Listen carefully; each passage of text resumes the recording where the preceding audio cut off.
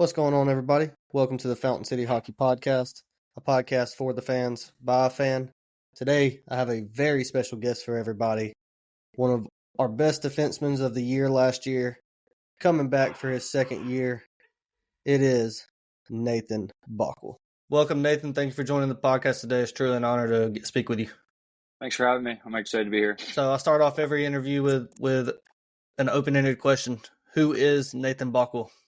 Balkwill is a small town Ontario kid that turned into a hockey player, sort of a country kid. I started playing hockey when I was probably 6 years old, learned to skate on like a pond in the farm field, stuff like that. So you're from what part of Canada are you from? Ontario, so just like an hour past Toronto north, in between Sudbury and Toronto. Okay, and you said you started playing when you were 6 years old. Did you play any other sports, or was hockey the only thing? I played like pretty much everything growing up. I was like sort of like really active kid, so it kept me out of trouble. So I played like baseball, soccer, track and field, rugby, everything but like football, just because hockey injuries, right? I got you. Now, what got you wanting to play hockey? I wasn't really too fond of it at the start. Like I didn't want to learn how to skate and all that stuff. Like I made a big scene. But as I grew up a little bit more, my dad like played hockey and I would go to the rink with him. Just seeing him play and how much fun he had kind of made me get into it. Okay. What age would you say you realized that you had a chance to possibly make it go pro with playing? I didn't really think of it when I was younger too much, but probably around like 14 and stuff, because I played house league and then AE, then A, and then I made a jump to AAA. I played AAA all the way up till 18, so like probably my fifth season of AAA. I like thought, I'm playing pretty high level. Let's see where it can go. Where did you start out your junior? I started my junior career in Lindsay. It's sort of like east of where I live, probably about an hour and a half east. So I started there as a 17-year-old. Didn't really enjoy it there too much. Didn't really play much in the lineup. Stuff happened at home, so I got homesick. So I went back home, dropped down to junior C, finished a year there. Now I went to Lion River for my 18-year-old year, which was like 4 hours north of my house. It's up by like Sault Ste. Marie, like 2 hours from there. I liked it up there. The team was good. The coaching staff was good to me, and then I just continued to go back there every year, just like what they had to offer for me. Now, have you played defense your whole career? No, I started as a forward when I was younger, like novice tyke. I probably switched to D as like minor Adam. Okay. What made you want to transfer over to a D-man instead of being a forward? It was more like at that time, the teams were like already like together from like a younger age group. So there wasn't really room for me to play forward because they had their forwards. And then one of my buddies left to go play AAA earlier. So I sort of got his spot, and that's how it sort of worked out for me. Okay. So you played juniors, and then you wound up getting a chance to play in 21-22 for the Bradford Bulls, which is, of course, the River Dragons junior affiliate team. After that 21-22 season, where did you go play before coming to Columbus? Went overseas to Finland after that year with the Bulls. Played in the Sumusari division. It's the third division there. There's Liga, Messis, and Sumo. And that goes like third division, which is like fourth and all that kind of stuff like that. Okay. And now what's the difference in hockey over in Europe versus hockey in Canada or the States? The European game's like more fast-paced, more puck control. Like you want to have the puck. Like they'll regroup to their end with the puck and just carry up speed. The ice is bigger. The guys are faster. They don't really want to fight and play dirty or rough like that. They just want to go. Now, I consider you more of a gritty type of player. Yes. You like to get out there and lay some good checks and have a good forecheck and put your body against people. With your style of play, how did you like playing in Europe, or was it more of a thing of more of like a conditioning? How would you rate your style of playing in Europe versus how you actually play? Definitely wasn't as effective as it is here, but I got to like work on other pieces of my game, like the footwork and gaps and angles and stuff like that. the Europeans didn't like me, but the guys on my team liked me. They just didn't like playing against me, if that makes sense. But also, I went over there because that year with the Bulls, I played 14 games because I just came off shoulder surgery. So I sat out 6 months there. And then after coming off with the Bulls, I got a PTO in Watertown. I signed it. Decided not to go because the Fed was like rough and all that stuff. And I wanted my shoulder to give like a full year to heal. So that's kind of what led me that way. I thought it like benefited me that way. Well, I'm glad you did because it brought you to Columbus instead of playing for Watertown. Yes, sir. So when did you get the call to come play your rookie pro season with Columbus, and how did that? The talks were like I was in talks with Kelly the year before because I knew my season ended early and I knew the Fed went later. So I was trying to like maybe transition over and finish the year with Columbus. So I was kind of like in his ear about that, and then it didn't work out. And I got in contact right after the season with Jay there, and we talked throughout the summer.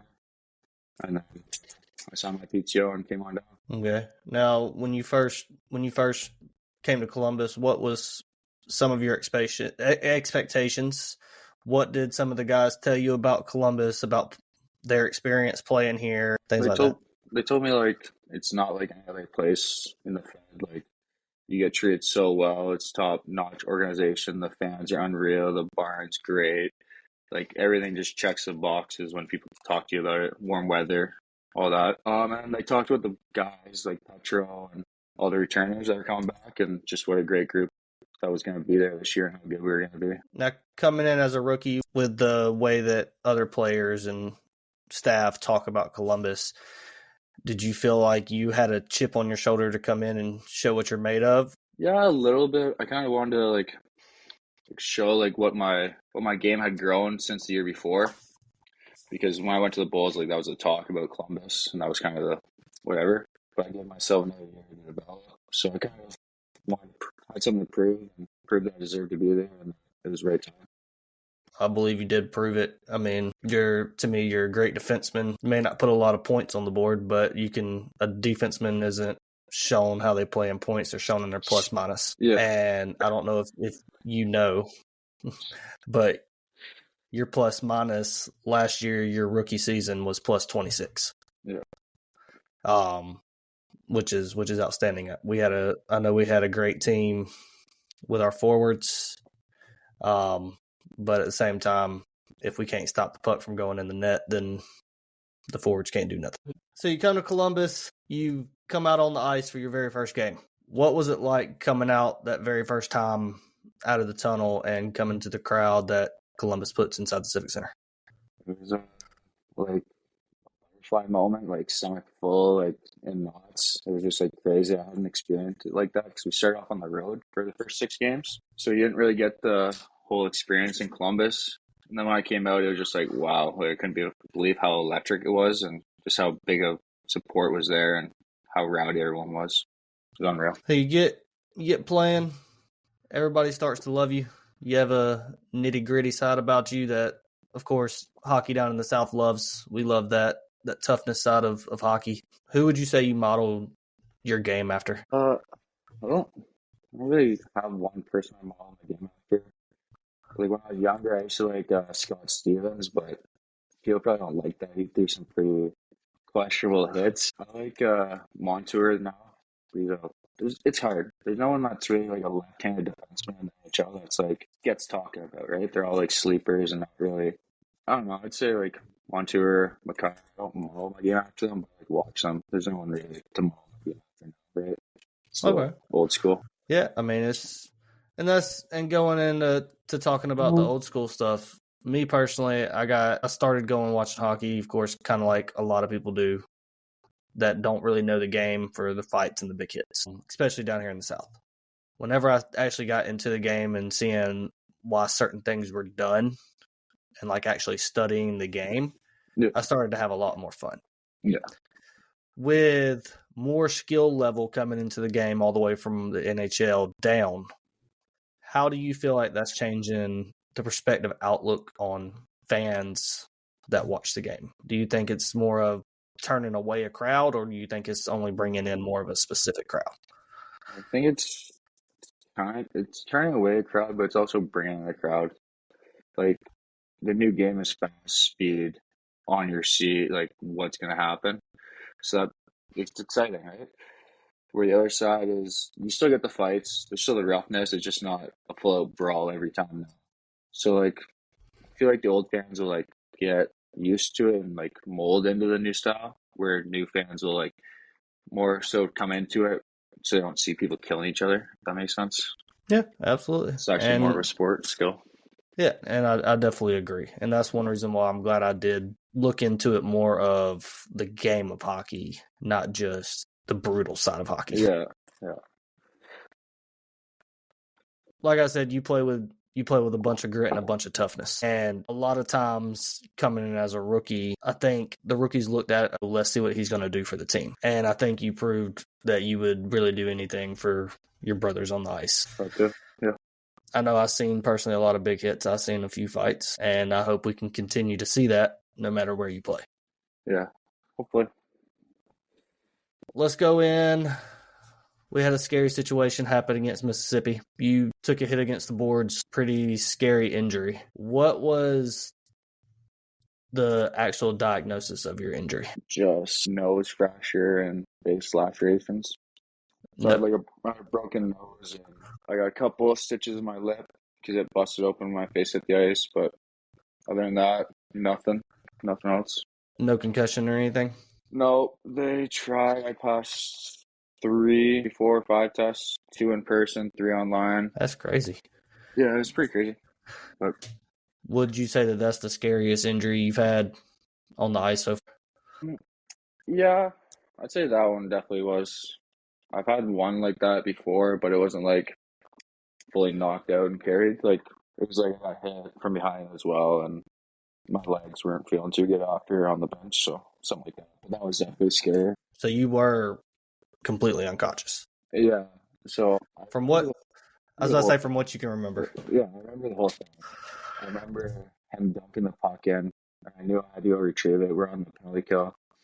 I just didn't want to shoot up the wall like and just give it to them.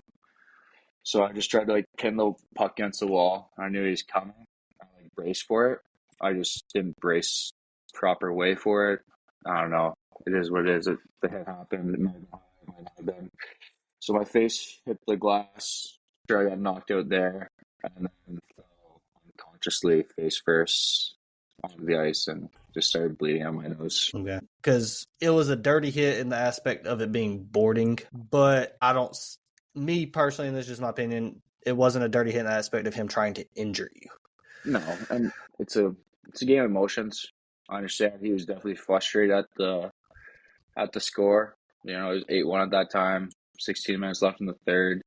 I knew the hit was coming. Did I expect it to come like that? No. Did he mean to do it like that? No. Did he mean to take out his frustration? Yeah, definitely. No one's trying to do that to anybody.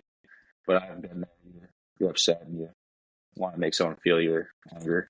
I guess that's how you word it. Did Justin reach out to you at all? He tried. He tried a couple times. I just didn't really want to talk about it. Didn't and obviously some anger towards it. I know he didn't mean to and all that stuff, and no one does. But I'm just like, the score. You didn't need to throw that hit. That's how I looked at it. Yeah, you play your style. You play rough. You finish your checks. Whatever. It's a game. No hard feelings off the ice. It is what it is. Whenever you were able to get your wits about you while you're in the hospital and all that, how was the love and support from Columbus and other fans around the league? It was crazy. Like the minute I woke up on the ice, I freaked out a bit because everyone was like holding me down and everyone was around me. And then by the time I got to the hospital, I think like the whole emergency room was filled with people trying to come in, and they kicked them all out. All the guys on the team were there, and yeah, it was crazy. And then the next couple of days, the social medias were like, my socials were just blowing up and stuff. I sort of just turned off my phone, and it wasn't that I didn't want to I didn't like it. I loved it. It just like I had to get better and still be in a state of mind, not being on my phone at that time. Oh, absolutely. Very close, but yeah, it was awesome. It was surreal. Yeah, man. You probably got thousands of notifications. I would have turned my phone off too. Yeah.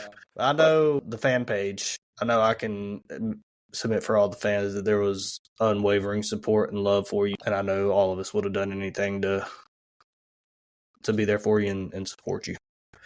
So you had what was it, like 10 days of recovery before getting back on the ice? 15 day off. They put me on after that weekend, and I went back to the game that happened. So I got to come back for just after Christmas, the 29th, back at home against Carolina. So yeah. So you come back home, get to play your next game at home after your injury. And what does Nathan Balkwill do? Yeah, go out there and fight somebody. Yep. And everybody got scared, but you wound up, I'd say, handing it to him. Yeah. After your injury, I know you were mad coming back out on the ice. Were you like, I'm about to handle business more, or I'm about to prove something to everybody that this injury isn't going to stop me? It's definitely I got to prove everyone wrong here. Last time everyone saw me, it wasn't a great scene. To show everyone that I'm a lot tougher than that and all this. But I wouldn't show that at the start because as being a rookie coming to the league, you don't want to do that stuff and put a huge target on your back and be that guy for the next how many years. So I was just slowly doing it, and then that happened. I was like, yeah, it's time to go. Let's show them what's up.